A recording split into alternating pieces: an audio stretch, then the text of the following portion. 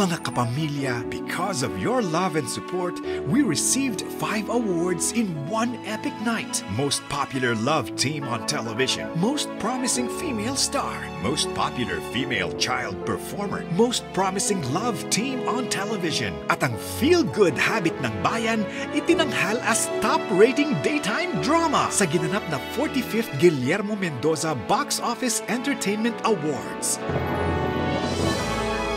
Mula simula hanggang ngayon, karangalan po namin ang maging bahagi ng inyong buhay araw-araw. Bonus na lang po ang mga parangal na binibigay nyo sa amin.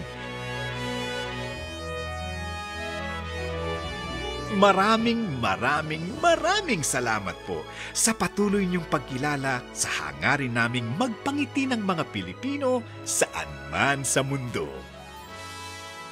Kapit-bisig tayo sa bawat tagumpay.